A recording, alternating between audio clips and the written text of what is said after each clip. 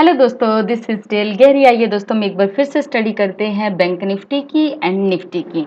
तो देखिए दोस्तों, बीएन का चार्ट एंड निफ्टी का चार्ट दोनों सेम है। आज की हमारी जो कैंडल बनी हुई है, ये रिजेक्शन वाली कैंडल बनी हुई है एंड सेम एज अगर हम देखते रहे हैं बीएन के अंदर, तो बीएन के अंदर भी रिजेक्शन वाली कैंडल बनी हुई है।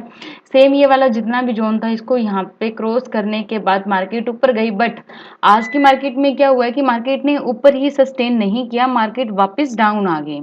सेम एज ऐसे ही इसी कैंडल के आसपास हुआ था जब मार्केट ने ये वाली रेंज क्रॉस की थी। ये वाली रेंज क्रॉस करने के बाद यहाँ पे हमें लगा था कि यस, अब तो अपसाइड की मूव आ चुकी है। बट गैप अप ओपन होने के बाद लास्ट में क्लोजिंग नीचे हुई है एंड सेम एज ऐसा आज हुआ है। आज फिर से कल मार्केट ने अच्छा सस्टेन किया था अपसाइड में एंड आज मार्केट ने गैप अप ओपन देने के बाद अपसाइड में मूव करने के बाद लास्ट में क्लोजिंग नीचे की है।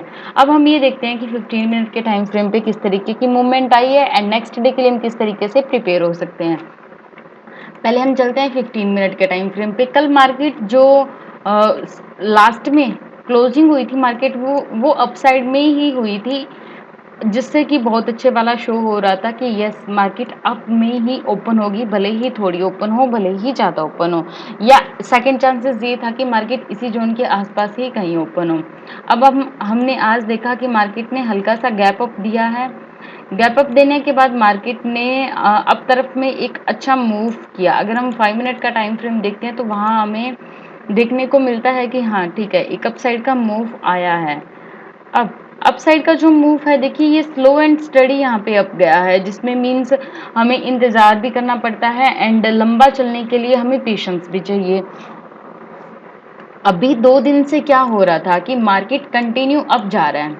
अब एक बार ध्यान से देखिए इस चार्ट को, हम रिमूव ड्रॉइंग कर देते हैं। यहाँ पे देखिए, इस चार्ट में देखिए मार्केट ने कंटिन्यू अप मूव किया।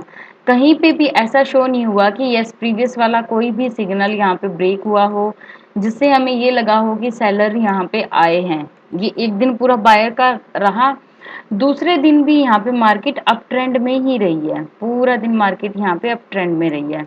ये हमारा सेकंड डे हो गया। अब इन 2 दिन में जिन्होंने भी पोजीशन यहाँ पे लेकर गए हैं, यहाँ पे भी हम देख रहे हैं कि मार्केट अप में ही है। मीन्स फिर भी हम इसे कंसोलिडेशन में काउंट करेंगे। अभी यहाँ पे कंटिन्यू 2 दिन से अप है। आज फिर से मार्केट ने गैप अप ओपनिंग दी है, यहाँ पे भी बायर्स इसे अप लेकर गए। अब जब कंटिन्यू 2.5 डेज ऑलमोस्ट हो चुका है, कंटिन्यू मार्केट अब जा रही है। बायर्स ने पहली कोशिश यहाँ पे की, इस पॉइंट पे मार्केट को नीचे लेकर आने की।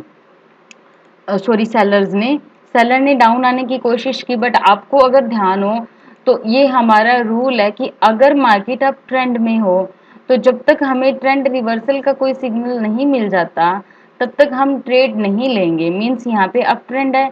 अब यहाँ पे मार्केट ने ब्रेक डाउन किया, डाउन करने के बाद हमें यहाँ पे एक सिग्नल दे दिया कि अब मैं डाउन जाने के लिए तैयार हूँ, बट हम इस यहाँ पे ट्रेड नहीं लेंगे।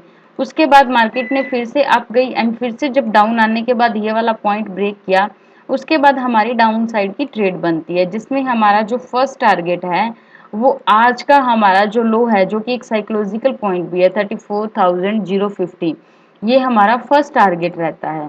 उसके बाद मार्केट ने सस्टेन किया, सस्टेन करने के बाद फिर से यहाँ पे लो ब्रेक किया एंड लो ब्रेक करने के बाद देखिए हमें फिर से बहुत अच्छा यहाँ पे मूवमेंट देखने को मिला। अभी 2 से ढाई दिन के अंदर जितने भी बायर्स ने अपनी पोजीशन आगे लेकर गए थे, उन सब ने यहाँ पे प्रॉफिट बुक किया है और वो हमें साफ दिख रहा है कि यस, यहाँ पे प्रॉफिट बुकिंग आई है। अब मेन जो पॉइंट है जो हमें डिस्कस करना है वो ये है कि कल के लिए हमारा क्या व्यू हो सकता है। देखिए कल के लिए एक चीज क्लियर है कि अगर अपसाइड का मूव आएगा तो ये वाला जो जोन है, ये वाला जो हाई है, ये क्रॉस करने के बाद ही यहाँ पे अपसाइड का मूव आएगा। एंड सेकंड बात रही डाउन साइड के लिए। डाउन साइड के लिए मैं आपको रिक्वेस्ट करूंगी कि अगर मार्केट गैप डाउन ओपन होती है, ध्यान से सुन लीजिएगा, अगर मार्केट यहाँ कहीं पे भी गैप डाउन ओपन होती है तो आप एग्रेसिव होकर शॉर्ट मत कीजिएगा। पहले मार्केट अगर गैप डाउन ओपन होती भी है तो आने दीजिए, फिर वो कंसोलिडेट करे, कंसोलिडेट करने के बाद जब दोबारा लो ब्रेक करे आपको तब ट्रेड लेनी है। अग्रेसिव होकर आपको शॉर्ट नहीं करना, ध्यान रखिएगा। क्योंकि अग्रेसिव होकर हमें बाइंग भी नहीं करनी एंड अग्रेसिव होकर हमें शॉर्ट भी नहीं करना। अब रही बात कि अगर मार्केट उसी जोन के बीच में ओपन होती है तब हमें किस तरीके से परफॉर्म करना है। तो फर्स्टली तो हम हाईलाइट कर लेते हैं मार्केट ने जो अपना लो लगाया हुआ है वहाँ पे, एंड उसके बाद हम यहाँ पे टारगेट देखते हैं कि हमारा क्या क्या टारगेट निकल के आता है। अगर हम इसको थोड़ा और बारीकी से देखते हैं तो ये वाले जो पॉइंट्स हैं, ये जो स्विंग है, ये सब टारगेट के रूप में निकल के आएंगे। मार्केट यहीं ओपन होती है, मान लीजिए कि मार्केट इसी जोन के बीच में ओपन होती है, इतने इतने में, ये वाला जो हमारा ये वाला जो जोन है, मार्केट यहीं ओपन होती है। यहीं ओपन होने के बाद अगर मार्केट यहाँ कंसोलिडेट करे, इसी जोन के बीच में ओपन होने के बाद यहाँ पे कंसोलिडेट करें, कंसोलिडेट करने के बाद जब यहाँ पे लो ब्रेक करे, अगर इसी जोन के बीच में ओपन होती है, तब हम डाउन साइड का एक टारगेट ले सकते हैं, जिसमें हमारा फर्स्ट टारगेट 33,550 का रहेगा डाउन साइड का।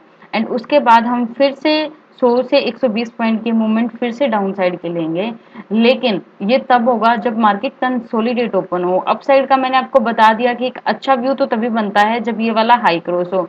इसके अलावा इट में भी पॉसिबल कि मार्केट यहीं पे कंसोलिडेट करने के बाद एक रेंज बनाए, यहाँ पे हमें कोई सिग्नल शो हो जिससे हमें ये लगे कि यहाँ पे मार्केट अप जा रही है, तो हम वापस यहाँ पे फिर से अप साइड का व्यू बनाएंगे, लेकिन हम अपनी क्वांटिटी कम रखेंगे, क्योंकि अच्छा मूव हमें तभी मिलेगा जब ये वाला हाई क्रॉस हो जाएगा। तो ऐसा भी हो सकता है कि कल मार्केट यहीं ओपन होने के बाद, इसी जोन के आसपास कहीं ओपन होने के बाद यहीं कंसोलिडेट करें। कंसोलिडेट करने के बाद हो सकता है कि कोई एक रेंज बनाए, वो रेंज ऐसी हो जो हमें सिग्नल दे कि अप साइड का एक आपको अच्छा व्यू मिल सकता है, तो हम थोड़े पॉइंट्स के लिए अप का व्यू ले लेंगे। आप इस चीज को ध्यान रखिए कि बायर्स एंड सेलर फिलहाल क्या सोच रहे हैं। फिलहाल जितने बायर्स थे उन सब ने अपनी पोजीशन बुक कर ली। अब बायर को नई पोजीशन बनाने में एंड अप लेकर जाने में टाइम लगेगा, एंड सेलर क्या कर सकते हैं, सेलर और नीचे लेके आ सकते हैं। तो हम दोनों कंडीशन के लिए प्रिपेयर रहेंगे। अगर बायर्स अपना पावर शो करेंगे कि यस उनके पास पोजीशंस हैं, तो हम अप साइड का व्यू बनाएंगे, वरना हम डाउन साइड का व्यू बनाएंगे। अब आप अपनी नोटबुक के अंदर ये वाला पॉइंट नोट कर लीजिए कि अगर मार्केट कंटिन्यू 3 से 4 दिन या 2 से 3 दिन कंटिन्यू अपसाइड में है, तो आपको वेट करना है वहां पे कि आपको कोई ऐसा सिग्नल मिले जिससे आपको ये आइडिया हो कि मार्केट नीचे आ रही है, और जैसे ही वो नीचे आए उसके बाद वो एक स्विंग बनाने दीजिए उसे। जब वो दोबारा वही स्विंग ब्रेक हो, उसके बाद आप डाउन साइड का ट्रेड ले सकते हैं। आज की आपकी लर्निंग का मेन पॉइंट ये ही है। आज बहुत सारे ऐसे बिगनर्स होंगे जो ये सोच रहे होंगे कि ओ इतना अच्छा मूव आया लेकिन हमने मिस कर दिया। तो आपने मिस क्यों किया? क्योंकि आपको ये वाला पॉइंट अच्छे से क्लियर नहीं था, या आपने पहले लर्न नहीं किया। अब आपने सीख लिया, अब आप इसकी बैक टेस्टिंग कीजिए। बैक टेस्ट करोगे तो आपको पता चल जाएगा कि यस इस पॉइंट को आपको पकड़ना कैसे है। बार बार ऐसे ऐसे चार्ट्स देखिए जहाँ पे प्रॉफिट बुकिंग आई हो और आपको लगा हो कि यस मार्केट कंटिन्यू अब थी, यहाँ पे प्रॉफिट बुकिंग आई है। ऐसे पॉइंट्स उठाइए, नोट कीजिए, एंड उसके बाद थोड़ी प्रैक्टिस कीजिए। प्रैक्टिस करने के बाद आप अच्छे से ट्रेड ले सकते हैं। तो जितना हमने यहाँ पे डिस्कस किया, अगर आपको उसमें कहीं भी कुछ भी डाउट है तो आप कमेंट सेक्शन में कमेंट कीजिए, हम उसको डिस्कस करेंगे। So thank you so much guys, God bless you, take care.